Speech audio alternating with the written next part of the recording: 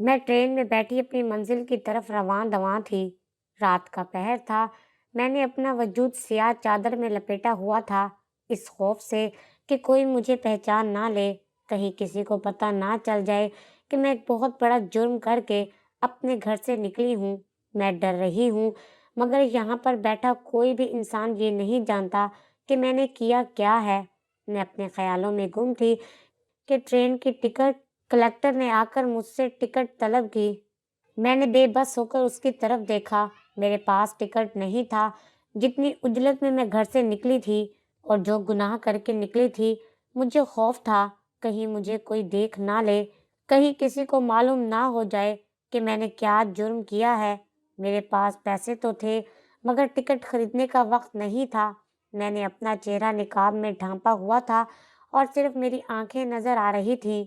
ना जाने उस शख्स को मुझ पर क्या तरस आ गया कि वो मुझे छोड़कर आगे की तरफ बढ़ गया। मुझे ऐसा महसूस हो रहा था कि आज उसने नेकी करने की खातिर ऐसा किया था, या शायद वो भी मेरी तरह किसी मुसीबत में घिरा हुआ था। शायद इसलिए मेरी परेशानी भांपते हुए मुझ पर रहम किया। वो आगे बढ़ा तो मैंने खुदा का शुक्र अदा किया कि ये मुसीबत भी टल गई। लेकिन अभी आगे एक बहुत बड़ी आजमाइश मेरी मुंतजिर थी। मैं जहाँ जा रही थी, वहां मैं कैसे अपनी सफाई दूंगी? क्या कोई मेरी बात पर यकीन करेगा? क्या कोई इस जुर्म को माफ कर देगा जो मुझसे आज सरजद हुआ है? या एक बार फिर मुझे बेमोल कर दिया जाएगा? मेरे साथ क्या हुआ और मैंने क्या किया? मैं हैदराबाद के एक छोटे से घर में रहती थी। मेरे माँ बाप ज्यादा अमीर नहीं थे। मेरे अब्बू स्कूल में टीचर थे। मेरी शादी का वक्त आया तो मेरा रिश्ता मेरे दूर के रिश्तेदारों में हो गया। वो लड़का गांव में रहता था। उसकी अपनी ज़मीनें थीं और बहुत सारी थीं, मगर वो मेरे जैसा पढ़ा लिखा नहीं था। मैं उसके मुकाबले में ज़्यादा हसीन थी। वो कबूल सूरत का था। हमारे यहाँ ख़ानदान से बाहर शादी नहीं होती थी। मेरे लिए कोई और रास्ता नहीं था, इसलिए मेरी शादी ज़फ़र से हो गई। शादी की पहली रात ही मुझे ज़फ़र के मिजाज का अंदाज़ा हो गया। मुझे वो थोड़े सख्त मिजाज के लगे थे। जिस तरह से वो नरमी की बजाय सख्त लहजे में मुझसे मुखातिब हुए, इससे मैं यही अंदाज़ा लगा पाई थी, मेरी ज़िंदगी में कुछ लोग बहुत ख़ास हैं। मेरी माँ, मेरी छोटी बहन और मेरा भाई इजाज़। तुम हमेशा उनका ख़ास ख़्याल रखना, मुझे कोई शिकायत ना मिले। ज़फ़र ने मुझे पहली रात ही ये सब कहा था, लेकिन अम्मा बता रही थी कि आप इकलौते हैं, आपका तो कोई भाई नहीं है। मैंने हैरत से पूछा, इजाज़ मेरे मरहूम चचा का बेटा है और बचपन से ही यहाँ रहता है। मेरे लिए दुनिया में वो सबसे ख़ास है। उसने हर कदम पर मेरा साथ दिया है। तुम खुद पर इजाज़ की खिदमत वाजिब समझना, वो मेरा भाई है और समझो कि तुम्हारा देवर है। ज़फ़र ने कहा तो मैंने असबाब में सर हिला दिया, मगर शादी के कुछ दिन तक मुझे इजाज़ नज़र नहीं आया। फिर पता चला वो शहर किसी काम से गया हुआ है। शादी के बाद मुझे ज़फ़र से मोहब्बत हो गई, क्योंकि मैं एक नेक और शरीफ लड़की थी। मैंने हमेशा यही सोचा, जिस इंसान से मेरी शादी होगी, मेरी सारी मोहब्बतें उसी के लिए हैं। मुझे तो ज़फ़र ज़्यादा लिफ्ट नहीं करवाते थे। वो शहर की लड़कियों को अच्छा ही कब समझते थे, मगर आहिस्ता आहिस्ता मैंने उनका दिल जीत लिया और हम दोनों मियाँ बीवी खुश खुश रहने लगे। मुझे गांव में काफ़ी मसला था, क्योंकि मैं शहर से आई थी। गांव में गैस नहीं थी। सख्त गर्मी में लकड़ियां जलाकर खाना बनाना पड़ता, मगर मैंने सब्र तहम्मुल से सारे काम किए। मुझे तंगी तो बहुत होती, लेकिन इसे अपनी किस्मत समझकर कबूल किया और खुश रहने की कोशिश करती। फिर एक माह बाद अचानक इजाज हमारे घर आया। मैंने शौहर से पूछा, ये कौन है? तो बोले, ये इजाज है जिसके बारे में मैंने तुम्हें बताया था। मैंने कभी पहले उसे नहीं देखा था, इसलिए पूछा था। इजाज मुझसे ज्यादा बात नहीं करता था, ना ही मैं उससे बात करती थी। वो घर में दाखिल होते ही अंदर अपने कमरे में चला जाता। एक दिन मैंने ज़फ़र से कहा, मैं इजाज की मौजूदगी में उलझन का शिकार होती हूँ, क्योंकि वो नामहरम है। तब वो कहने लगे, देखो नायाब, वो बचपन से हमारे साथ रह रहा है। बहुत अच्छा लड़का है, मेरा बेहतरीन दोस्त भी है और भाई भी। तुमने उसके बारे में आइंदा अगर ऐसी कोई बात की तो मुझसे बुरा कोई नहीं होगा। मेरे शौहर गुस्से में मुझ पर धाड़े तो मैं बहुत डर गई। میں نے سوچا میں کبھی اس کے متعلق آئندہ کوئی بات نہیں کروں گی۔ اس کے بعد میں محتاط ہو گئی تو مجھے کسی کام کا نہ کہتا۔ ایک دن وہ اپنے کپڑے خود استری کر رہا تھا تو ظفر نے دیکھ لیا۔ انہوں نے مجھے ڈانٹا کیونکہ اجاز کے کپڑے استری کرنا میری ذمہ داری تھی۔ میں ڈر گئی تھی۔ میں نے اجاز سے کپڑے لے لیے اور استری کرنا شروع کیے۔ استری کے بعد میں نے کپڑے اس کی طرف بڑھائے تو اس نے میرا ہاتھ چھونے کی کوشش کی۔ میرا یہ وہم تھا یا کچھ اور، کیونکہ مجھے لگا تھا کہ اس کا ہاتھ میرے ہاتھ سے لگا ہے، بلکہ اس نے جان بوجھ کر یہ حرکت کی ہے۔ اب میں اپنے شوہر سے بھی اس کی شکایت نہیں کر سکتی تھی، کیونکہ وہ اس کے متعلق بلکہ اس کے خلاف کچھ سننے کو تیار نہیں تھے۔ میں اب اجاز کے سامنے نہ جاتی، اس سے دور دور ہی رہتی، خود کو سارا دن کمرے میں بند رکھتی، مگر کام کے لیے مجھے نکلنا ہی پڑتا تھا۔ میری ساس بھی اس کی گرویدہ تھی، گھر میں کوئی اس کے خلاف کچھ سننے کو تیار نہیں تھا۔ ایک دن میں نے شوہر سے کہا کہ ہم اپنا الگ گھر بنا لیتے ہیں۔ ظفر کہنے لگے کہ تم شہر کی لڑکیاں ہوتی ہی ایسی ہو، بیٹے کو ماں باپ سے جدا کرنے کی کوشش کرتی ہو۔ یہ سن کر میں چپ ہو گئی۔ دن گزرتے گئے۔ ایک رات مجھے محسوس ہوا جیسے کوئی دیوار پھلانگ کر گھر کے اندر آیا ہے۔ چھلانگ لگانے کی آواز اور دیوار سے نیچے گرنے جیسی آواز آئی تو میرے شوہر اور اجاز باہر نکلے۔ ٹارچ اٹھا کر دیکھا، کوئی نظر نہیں آیا، مگر کسی کے قدموں کے نشان ضرور تھے۔ پھر دوسرے تیسرے دن ایسا ہی ہوا۔ ظفر اور اجاز ڈھونڈ ڈھونڈ کر تھک گئے، مگر کوئی نہیں ملا۔ کچھ دنوں کے بعد یہ سلسلہ بند ہو گیا۔ ایک روز آدھی رات کے وقت ظفر نے مجھے اٹھایا اور کہا کہ میں اسے ایک گلاس دودھ ڈال کر لا دوں۔ میں ڈرتی ڈرتی کمرے سے باہر نکل رہی تھی۔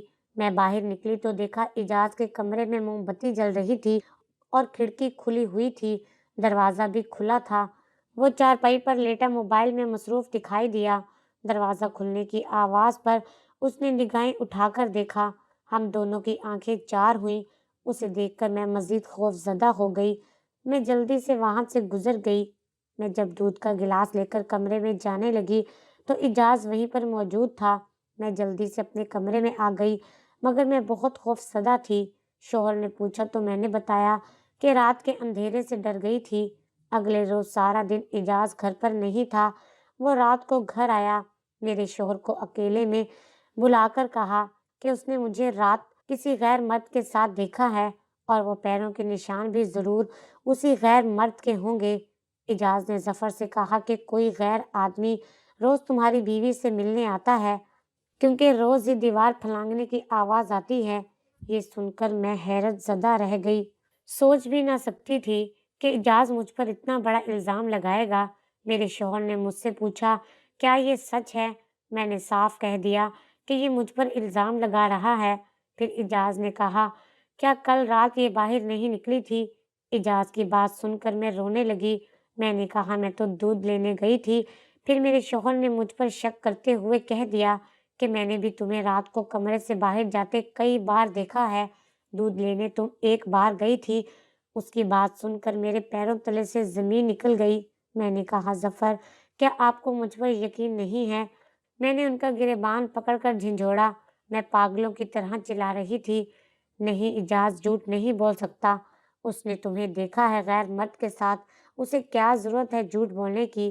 میں نے ابھی دیکھا ہے، روزانہ دیوار پھلانگنے کی آواز آتی ہے اور کسی کے قدموں کے نشان بھی دیوار کے ساتھ ہی ملتے ہیں۔ تم شہر کی لڑکیوں کا کوئی بھروسہ نہیں۔ ظفر نے مجھے ایک جھٹکے سے نیچے دھکا دیا اور میں زمین پر گر گئی۔ میری آنکھوں کے سامنے اندھیرا چھانے لگا۔ میں ابھی صحیح طرح سنبھلی نہیں تھی کہ اس نے مجھے لاتوں اور گھوسوں سے مارنا شروع کر دیا۔ وہ غصے سے پاگل ہو رہا تھا، اس کی آنکھیں سرخ ہو رہی تھیں۔ وہ میری کسی بات پر یقین کرنے کو تیار نہیں تھا۔ اس نے مجھے جانور سمجھ کر مارا کہ اجاز نے اسے روک لیا۔ کمرے میں ہم تینوں کے علاوہ کوئی نہیں تھا۔ میرے ساس سسر سو چکے تھے۔ اس کے شہر کا ہی کوئی عاشق ہوگا جو روز اس سے ملنے آتا ہے، اجاز نے ایک بار پھر کہا، اور وہ کہتا جا رہا تھا، لیکن میں نڈھال نیچے مٹی میں پڑی سب سن رہی تھی۔ میرے سر پر جیسے آسمان گر گیا تھا۔ ایک لمحے میں میری دنیا لٹ گئی تھی۔ میں روتے ہوئے سوچ رہی تھی کہ میں اپنے گھر والوں کو کیا جواب دوں گی۔ اجاز خدا کا خوف کرو، मुझ में और इतनी हिम्मत नहीं है। खुदा के लिए इतनी बड़ी तोहमत मत लगाओ। मैंने बामुश्किल आवाज़ निकाल कर कहा।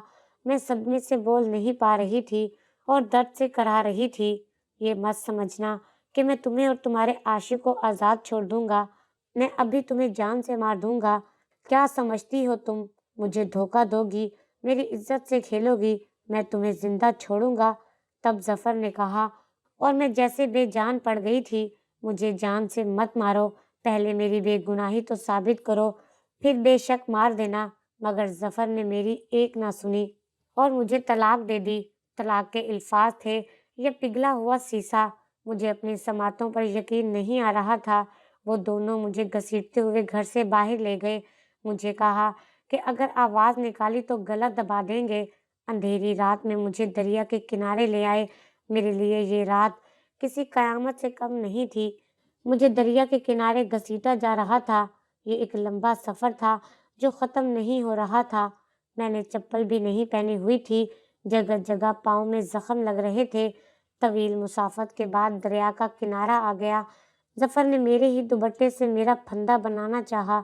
मैंने कहा, मुझ पर रहम करें, जान से मत मारें। मेरे माँ बाप ये सुनकर ही मर जाएंगे। भाई किसी को मुंह दिखाने के लायक नहीं रहेंगे। बहनों की शादियां नहीं हो पाएंगी। मैं रोते हुए जफर से इल्तिजा कर रही थी कि शायद उस बेरहम को मुझ पर रहम आ जाए, मगर उसकी आंखों पर इजाज ने पट्टी बांधी हुई थी। ये सब तुम्हें गुनाह करने से पहले सोचना चाहिए था। अगर मैं तुम्हें पसंद नहीं था तो मुझसे शादी क्यों की? क्यों मेरी जिंदगी बर्बाद की? मैं तो तुम्हें देखते ही समझ गया था कि तुम जैसी हसीन लड़की मुझसे शादी करने पर राजी कैसे हुई। जरूर तुम्हारे घर वालों ने जबरदस्ती मुझसे शादी करवाई होगी, वरना तो तुम शहर में रहना चाहती थी। जफर ने कहा और फंदा मेरे गले में डाल दिया। तभी इजाज ने उसका हाथ खींच लिया। मेरी बात सुनो जफर, यहाँ पर सामने पुलिस चौकी है। अगर हम इसका गला दबाकर फेंक देंगे तो हम दोनों ही पकड़े जाएंगे। हम पर इल्जाम आ जाएगा। हम ऐसा करते हैं, इसे दरिया में फेंक देते हैं और ये डूब कर मर जाएगी। सब समझेंगे कि इसने खुदकुशी कर ली है। हमारे गांव वालों को तो हम बता देंगे हमने इसे कारी करके मार डाला है, मगर हमें पुलिस से भी तो जान बचाना है। इजाज की बात सुनकर जफर ने हाँ में सर हिलाया। हाँ इजाज, तुम बिल्कुल सही कह रहे हो। वो मुझे दरिया के किनारे लाए और नीचे धक्का दे दिया। वो वहां से जल्दी से चले गए कि पुलिस ना देख ले। मैं पानी में डूबती चली गई। मुझे पता नहीं चला मैं कब बेहोश हुई। मुझे अपनी मौत करीब से नजर आ रही थी, क्योंकि मुझे तैरना नहीं आता था। आहिस्ता आहिस्ता मैं डूबती गई। मेरी आंखों के आगे अंधेरा छा गया। मुझे लग रहा था मेरी मौत वाक़या हो गई है। किसी चुभती हुई रोशनी से मेरी आंख खुली। मैंने देखा सूरज मेरी आंखों के सामने है। मैं आंखें खोल नहीं पा रही थी। बड़ी मुश्किल से मैंने आंखें खोली तो देखा कि इजाज मेरे बिल्कुल सामने बैठा हुआ है। वो मुझे ही देख रहा था। मैं हैरान रह गई कि मैं जिंदा हूँ। कुछ समझ नहीं पाई। बहुत देर के बाद जब मेरी हालत संभली तो मैं उठकर बैठ गई।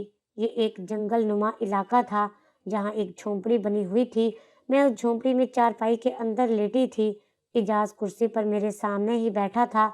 मैं यहाँ कैसे आई? तुम लोगों ने तो मुझे मार दिया था ना। मैं जिंदा कैसे बची? और जफर कहाँ है? मैंने एक साथ बहुत सारे सवाल कर दिए। इजाज हंसने लगा।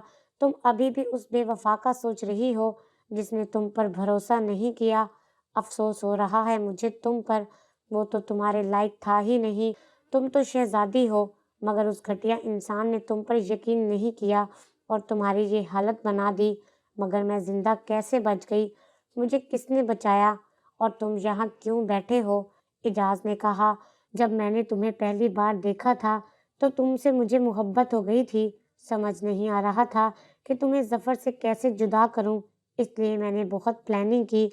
खुद ही रोज दीवार से छलांग लगाता और रोज दीवार से कूदने से जफर को शक हो जाता तो फिर खुद ही अनजान बन जाता। जफर के कान तुम्हारे खिलाफ भरता रहा कि तुम गलत लड़की हो। फिर खुद ही तुम पर इल्जाम लगाया ताकि जफर तुम्हें तलाक दे दे। मुझे तुम्हें हासिल करना था, इसके अलावा कोई रास्ता नहीं था। जब तुम्हें पानी में फेंका तो मैंने पहले से एक आदमी को नीचे खड़ा कर दिया था। मैंने उसे पैसे दिए थे कि जैसे ही मैं तुम्हें फेंकूं, वो तुम्हें वहां से निकाल ले।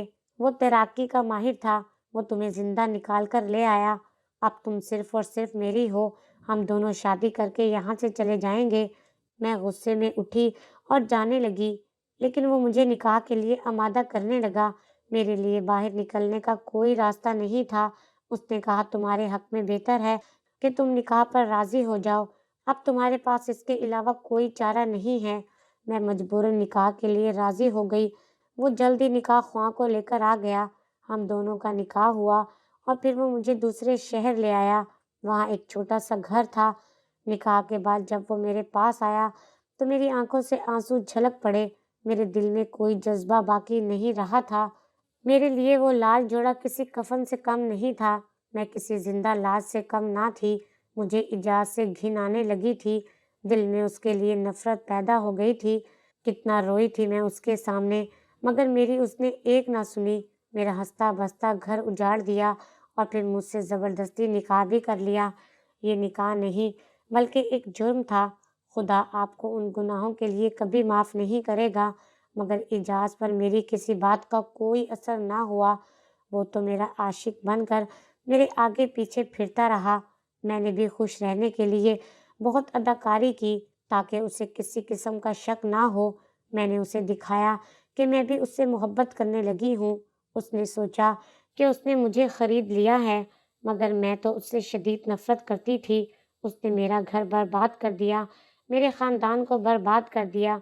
मैं ऐसे शख्स से कैसे प्यार कर सकती थी जिसने अपने बूढ़े बाप और भाई के बारे में भी नहीं सोचा। फिर एक दिन मैं बाजार गई। जब वो घर पर नहीं था, मैंने बाजार से चूहे मार पाउडर और कुछ जहरीली दवाइयाँ खरीद ली और खाने में मिला दी। जब वो घर आया तो मैंने बहुत अच्छा खाना बनाया। मैंने कहा कि आज मैं तुम्हें एक लुकमा अपने हाथ से खिलाऊंगी। वो पहले ही मेरी इन हरकतों पर बहुत खुश था। मैंने भी उसे अपने हाथों से खाना खिलाना शुरू कर दिया। यहाँ तक कि उसने पेट में दर्द की शिकायत करते हुए भी सारा खाना खा लिया। कुछ देर बाद कहने लगा कि मेरी तबीयत खराब है, मुझे डॉक्टर के पास ले चलो। वो बेहोश होकर बिस्तर पर गिर गया। वो उठ भी नहीं सकता था। फिर उसकी आवाज आना बंद हो गई। वो बस हाथ पांव हिला रहा था। बहुत अजियत में था। मैं खड़ी तमाशा देख रही थी। उसने मुझे बहुत अजियत दी थी। मैं उसे उस हालत में देखकर बहुत खुश हुई। शायद वो मर चुका था। वो खुली आंखों से मेरी तरफ देख रहा था, लेकिन कुछ बोल नहीं सकता था। फिर आहिस्ता आहिस्ता उसने हाथ पांव मारना छोड़ दिया और बेहोश हो गया। बस ये कि वो जहन्नुम रसीद हो गया था। मैं उसे बगैर कफन के वहीं छोड़कर भाग गई। घर में बड़ी सारी रकम और जेवरात उठाकर अपने वालिदैन के घर आ गई।